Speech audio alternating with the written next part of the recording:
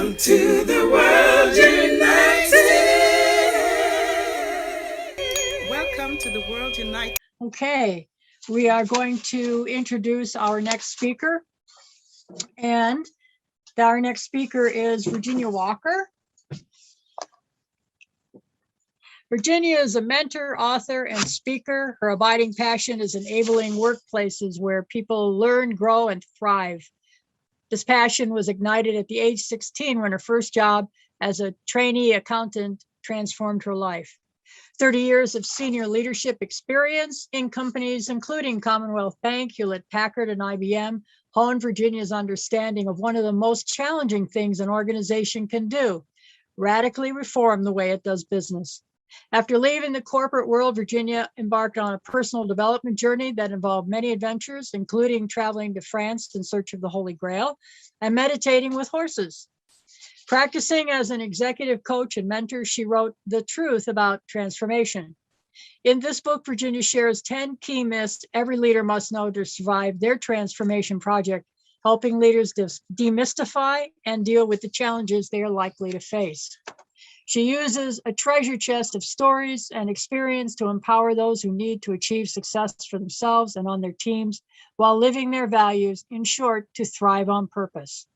And her topic is Thrive on Purpose, How to Achieve Business and Personal Well-Being. Welcome, welcome, Virginia.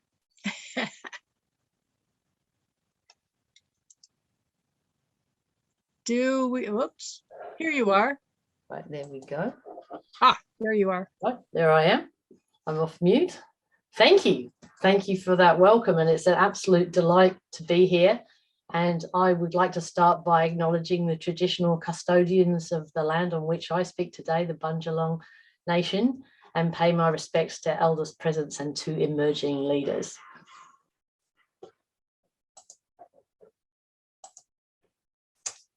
Have you ever felt that it's impossible to live your purpose while running a financially sustainable business? What I have found is that if you combine your why with financial success, you can do both. You can thrive on purpose. I suspect many listening to this talk know what their why is. The real question is, can you hold on to it? Can you hold on to your values when you're trying to make tough business decisions? There is a saying that I adopted a number of decades ago. I'm pretty famous for it when I use the shorthand with my team. It's very hard to remember when you're up to your neck in alligators that your original aim was to drain the swamp. Can you relate? Maybe crocodiles, but it's all pretty terrifying.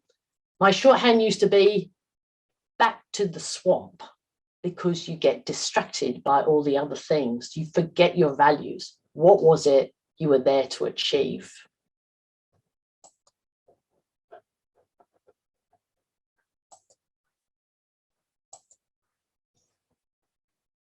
Research by the NDS, the National Disability Service, it's the peak body of Australia's disability service providers.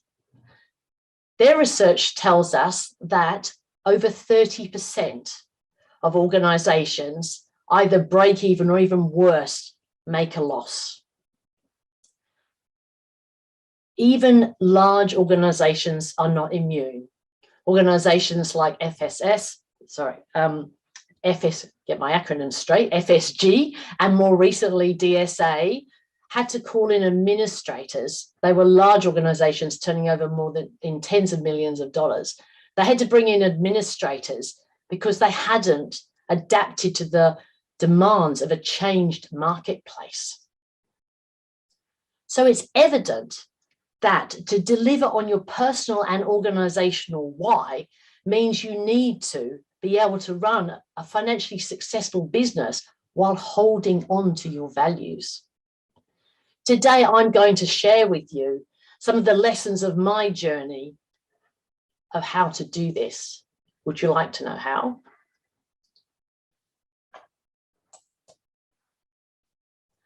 My personal why is enabling organizations where people thrive. At the age of 16, I was studying, finding actually really tough. I wasn't coping, had a part-time job, and my parents had issues of their own, so I was largely invisible to them. Actually, I was miserable and stuck. Help came in the form of a kindly careers master. He organised for me to see a partner in a chartered accounting firm in the City of London. So one day in February 1975, I got on the train and I met with this partner, and that meeting changed my life.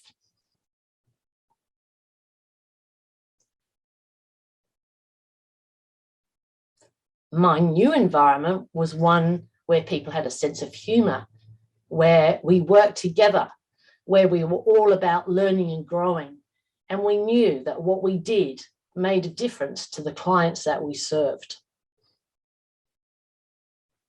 I personally had found a place where I could thrive on purpose. Moving to Australia at the age of 22,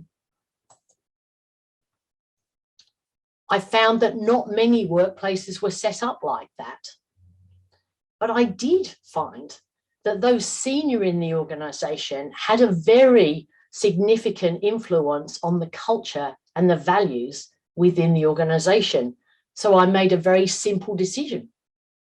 Be senior, get to a senior position. You'll be able to create workplaces where people thrive. That's how it will work. Well, it was quite a journey. Many years passed in a number of senior management and executive roles in large organizations. It was hard. I found a lot of people to work for who found humans dispensable and money the only motivator. A couple of times I came close to breaking. I can remember one particular period where I couldn't see a future. I had no idea that that's actually called depression. I found some help and I kept going because that's what I did. Can you relate? But in 2013, I found the courage to leave. I left the corporate world and found myself on a personal development journey mentioned in the introduction. And in the picture here, you can see, yes, that is me meditating with horses. If you've never had an opportunity to try it, I can recommend it. It is extraordinary how our four-legged friends have so many lessons that they teach us without words. This was part of a coaching course that I'd taken. This journey also meant that I joined the board of a not-for-profit organisation. And rolling forward in 2018, I stepped down from this directorship to take over as CEO. The organisation was struggling, was turning over more than $30 million, but making losses. The employees, over 400 of them, were scared and disconnected. I had found an opportunity where I could use those years of experience in the corporate world to assist an organisation that had a much higher order purpose. There was only just one catch. It was based in Queensland and I lived in Sydney. But it was an irresistible opportunity to make the difference that I wanted to make. 18 months after I took over the role, we had an organisation that was thriving. We were profitable, we were growing, and in the middle of COVID-19, our employee engagement score was 85%. It was a stunning validation of my decision to move north. But it had come at a personal cost.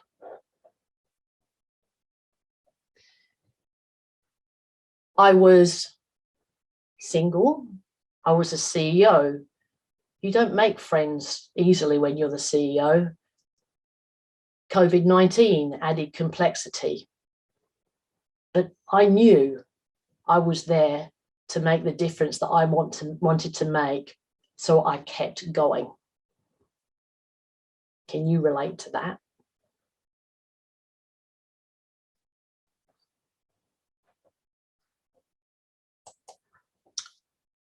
What I did learn over those years was how to do what I was doing.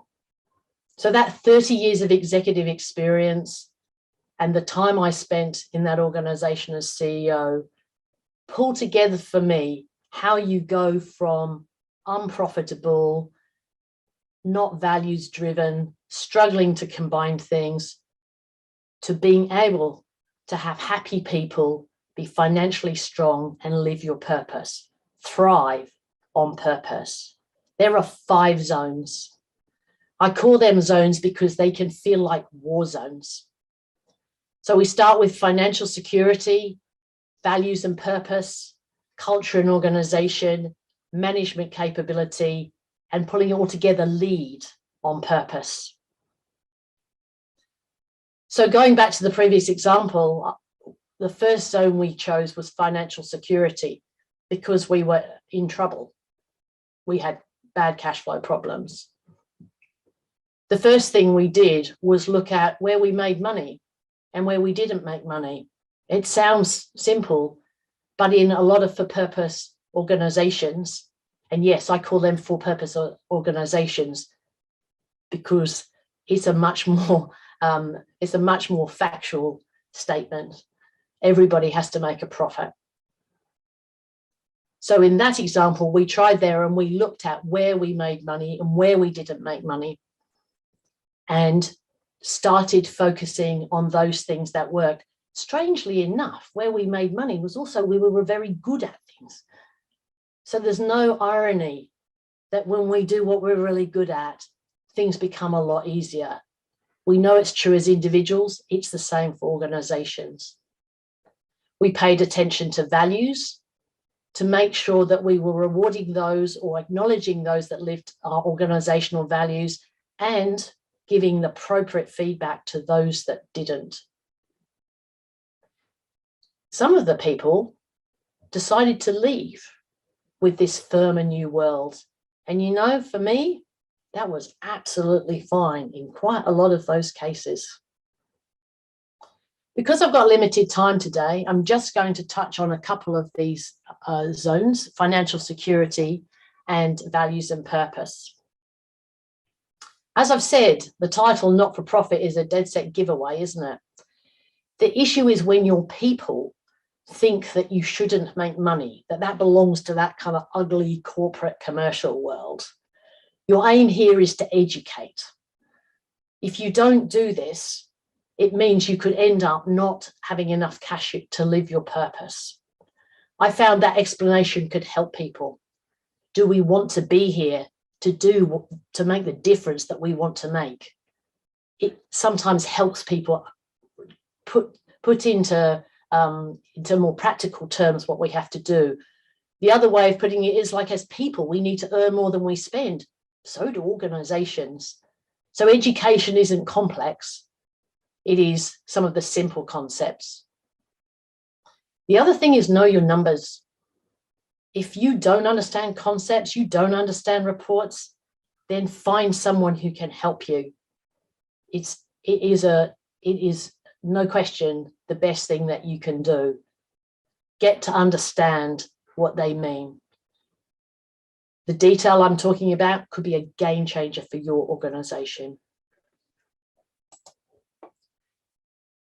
Organizational purpose is valuable. It means people can identify with what you're set up to do, the difference that you want to make. But not everybody in the organization will have the same why. They'll have their individual one.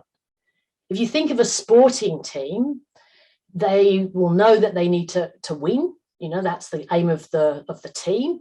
And to win, you need to score goals. And you work together so that you can score those goals.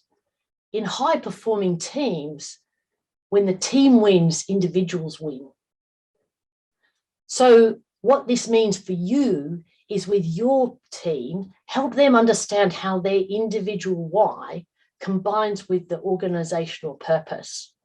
There was one time when we had a financial analyst who loved coding to create great reports. But he understood that when he did that, we had better information in our business. It was completely connected, his why and our purpose. The more you can do that, the stronger your team gets. And wouldn't you and I, don't we want to be part of a stronger team? My experience has taught me that this 5-zone approach enables you to both run a commercially successful organization while living your purpose and your values. You can thrive on purpose.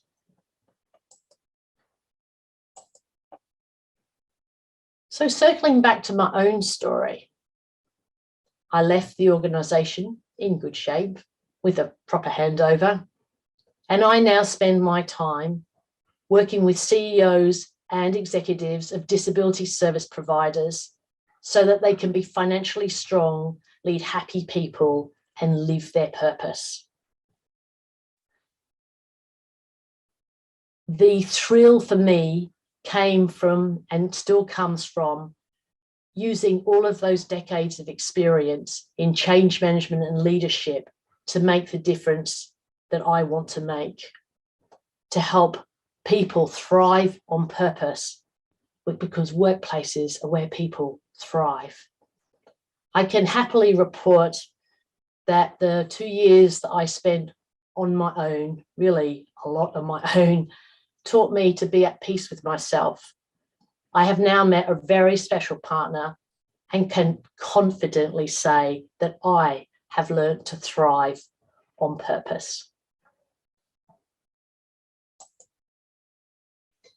If you'd like to find out whether you are set up to thrive, please go take a picture of the QR code or go to the website www.transformationjourney.com.au and take the Thriving NDIS Provider Scorecard. Together, we can find out how we can enable you to thrive on purpose. Thank you. Thank you, Virginia. I'm going to work on something to see about having you share that QR code when we go into the discussion. Awesome presentation. The way that you are bringing people together from seemingly opposing views, or, that just don't think they can work together, and say, hey, it does work together and we're stronger for it. That is an awesome skill and gift and talent. And thank you for sharing that. And oh yes, and speaking of sharing, no,